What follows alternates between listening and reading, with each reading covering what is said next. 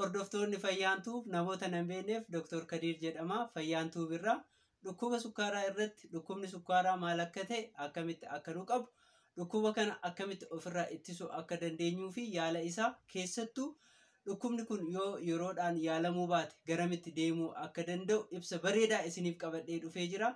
Na hordofaa.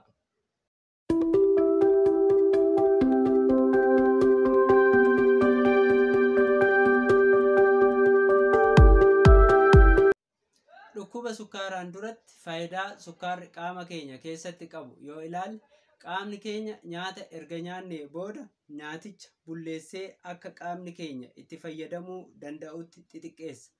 Isaan bifa kanaan xixiqqaatanii caccaban keessaa inni tokko sukkaara yookiin fayyaa keessatti gulukoosii jedhama. Sukkaarri kun yookaan gulukoosiin kun sirna bullaa'ina soorataa keessaa gara hidda dhiigaatti darbuun seelii qaama keenyaa keessatti oksijiinii waliin gubatee qaama keenya hundaaf humna barbaachisu kenna. Sukkaarri kun immoo dhiiga keessatti hammi isaa baay'achuus xiqqaachuus hin qabu. Sukkaarri dhiiga keenya keessatti yoo baay'ate fayyaa keessatti haayipargilaayisiimiyaa yoo xiqqaate immoo haayipooglaayisiimiyaa jedhamuun beekama. Kun lamaanuu fayyaa keenya irratti rakkoo fida.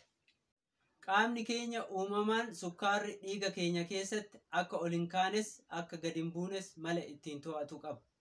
Kun immoo kan ta'u hormooniidhaan yoo ta'u hormoonota akka insuliinii fi gulukaagoon jedhamu fayyadamuun ta'a.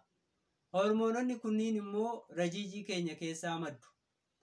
Yeroo nyaata nyaannu sukkaarri soorata keenya keessatti argamu gara dhiiga keenyatti seena waan ta'eef sukkaarri dhiiga keenya keessaa ol ka'a.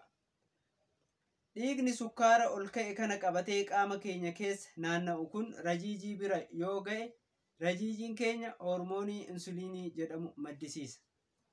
Hormooniin kun sukkaara dhiiga keenya keessaa baasuudhaan gara wanta gilaayikoojiin jedhamutti jijjiiramee akka tiruu maashaalee fi cooma nafa keenyaa keessatti akka kuufamu godha. Yoo nyaata osoo hin nyaatin turre immoo qaamni keenya sukkaara dhiiga keenya keessa jiru fayyadamaa deema waan ta'eef sukkaarri dhiiga keenyaa gadi bu'a. Dhiigni sukkaarri isaa gadi bu'e kun yoo rajiijii bira ga'e rajiijiin keenya amma immoo hormoonii gulukaagoon jedhamu maddisiisa. Hormooniin gulukaagoon jedhamu kun immoo sukkaara bifa gilaayikoojiiniitiin tiruu maashaalee fi cooma qaama keenyaa keessatti kuufamee ture gara gulukoosiitti jechuun gara sukkaaraatti jijjiiruun sukkaarri dhiiga keenya keessaa akka dabalu godha. Haala kanaan sukkaarri dhiiga keenya keessatti akka ol hin kaanes akka gad hin buunes ta'ee tura jechuudha. Sirni qaamni keenya sukkaara dhiiga keenyaa ittiin to'atu kun yoo sirrii ta'uu dhabe sukkaarri dhiiga keenyaa garmalee ol ka'a. Yoo sukkaarri dhiiga keenyaa garmalee ol ka'ee fi ulaagaalee dhukkuba kanaaf kaa'aman yoo guute namni tokko dhukkuba sukkaaraa isa fayyaa keessatti diyaabeetis mellitus jedhamu qabaa jechuudha. Jechoonni diyaabeetis mellitus jedhaman jecha Giriikii diyaabeetisii fi jecha Laatinii mellitus jedhamurraa yoo ta'u hiikkaan isaa fincaan mi'aawu jechuudha. Sababa qaamni namoota dhukkuba kana qabanii sukkaaratti fayyadamuu hir'isuuf sukkaarri qaama isaanii keessaa fincaan waliin baha. Kanaaf fincaan namoota dhukkuba sukkaaraa qabanii kan mi'aawuuf. Yeroo qorannoon fayyaa akka ammaa kanatti hin dagaagin dura namoonni dhukkuba sukkaaraa kan qoratan fincaan dhandhamuudhaan ture. Yookaan immoo lafa namni tokko fincaanetti yoo mixiin baay'atte ture.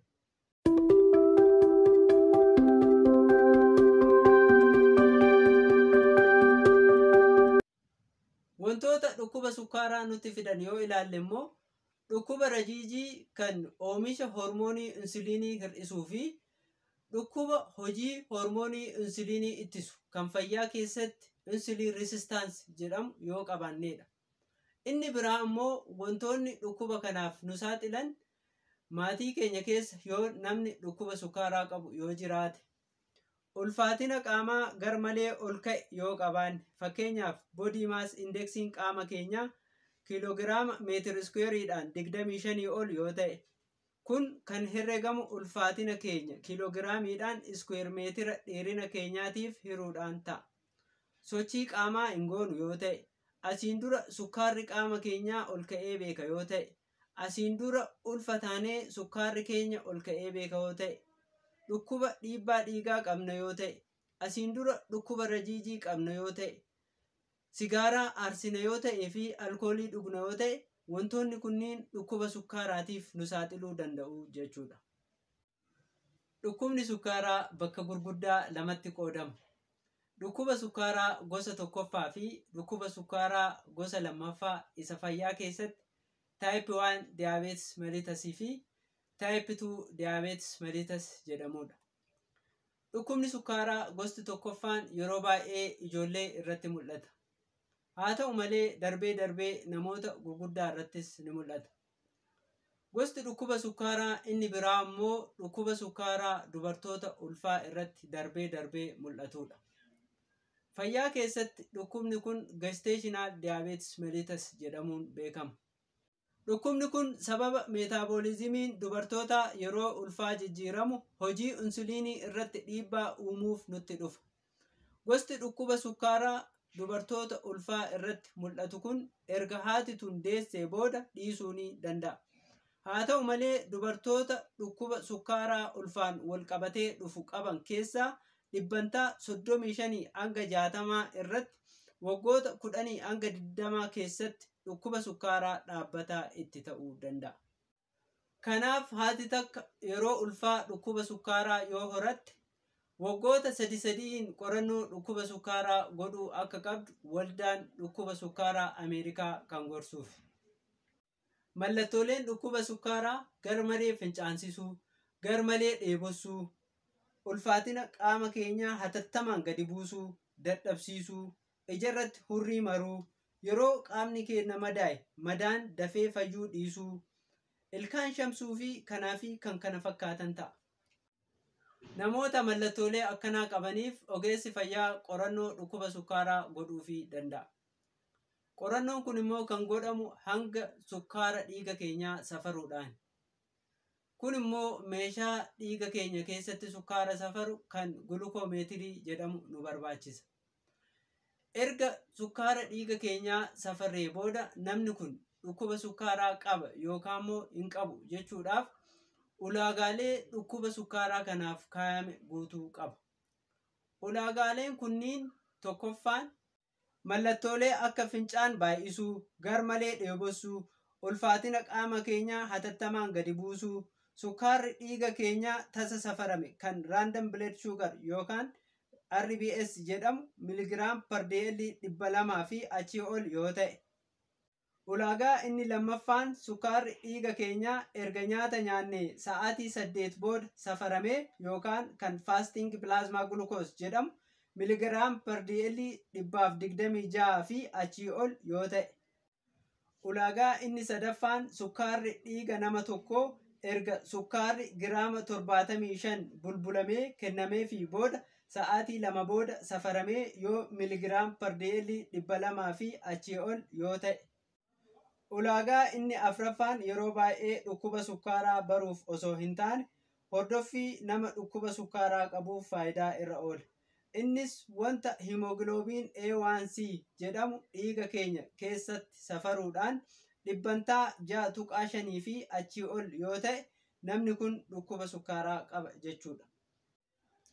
Namni tokko dhukkuba sukkaaraa qaba jechuudhaaf dirqama ulaagaalee afran kana guutuu hin qabu. Ulaagaalee afran keessaa ulaagaa tokko yoo guute namni kun dhukkuba sukkaaraa qaba jechuudha.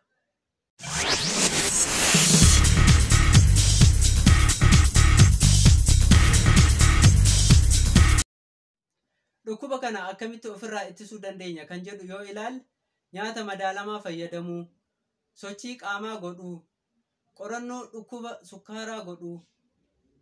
Namoonni umriin isaanii waggaa 45 ol ta'e waggaa 3 qorannoo dhukkuba sukkaaraa godhuu qabu.